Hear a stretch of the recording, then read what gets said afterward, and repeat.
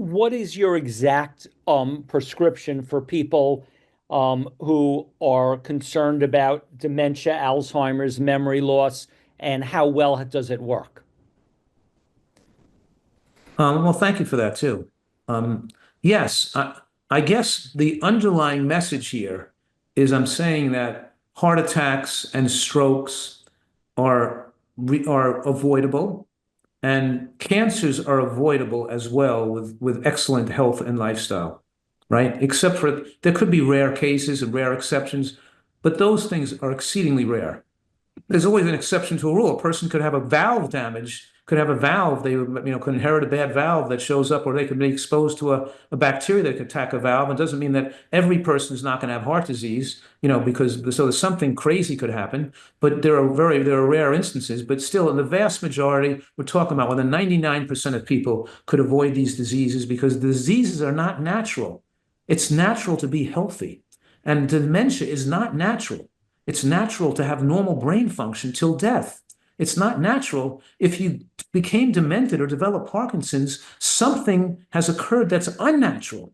And so we have to put a person back on the right path for a healthy human. And, sure that Parkinson's disease, one of the factors of Parkinson's disease, for example, is caused by working in a dry cleaner or exposing yourself to dry cleaning chemicals. One of the causes of ALS and Parkinson's disease is exposing yourself to bivalves and shellfish due to the toxin that comes off the cyanobacteria that filters down in the water off the continental shelf of the United States. And people and inner lakes, which you have overgrowth of nitrogen overgrowth from farming that causes algae overgrowth, that causes cyanobacteria, that causes BMAA to filter down into lake fish. And we see clusters of disease around dementia and problems in Parkinson's dementia syndrome, PDS, around people who eat lake fish. So we're saying that chemicals and people who work with chemicals can cause a problem. But that doesn't mean that it's still not natural to have dementia. So yes, when you're avoiding toxic substances and pollutants and chemicals, and when your diet is excellent, right? Because we know that our lifespan is linked to the concentration of phytonutrients and micronutrients in our tissues, a high concentration or an adequate concentration, and a low level of waste products and toxins in our tissues, right? And then added on to that, an omega-3 index that's favorable, and we have the formula to protect the brain against shrinkage and aging.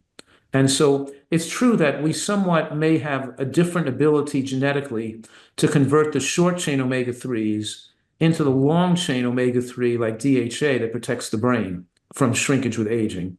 And there's more than a dozen studies that show that lower levels of omega-3 index are linked to brain shrinkage and cognitive impairment, and that it's something we can't ignore with with the radicalism. There's some radicalism among plant-based eaters and vegans too, because they want to think the diet's perfect.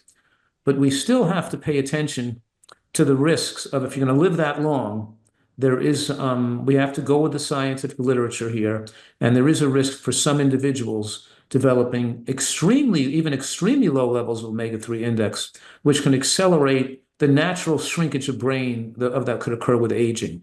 And so it's important for us to know, as we're aging, to know our omega-3 index and supplement appropriately with not just B12, but with zinc and DHA to retard shrinkage of the brain in an appropriate manner.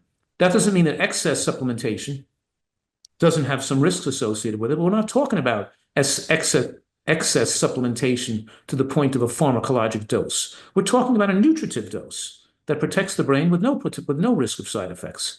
So yes, it's not complicated, but it's not simple. But the answer to your question is yes, that nutritional science has made the advances so we can give people confidence that if they live healthfully enough, and they can avoid getting demented in later life.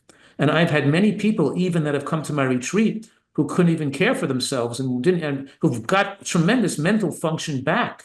And I've seen even early stage dementia reverse itself. So I don't give up on these people necessarily either, because we know that once the brain shrinks, it's not going to grow back. In a late stage of dementia, and you've got a smaller brain, you're not going to grow back a person's brain. An ounce of prevention is worth a pound of cure here, because it's much more effective to prevent than to grow back a damaged brain.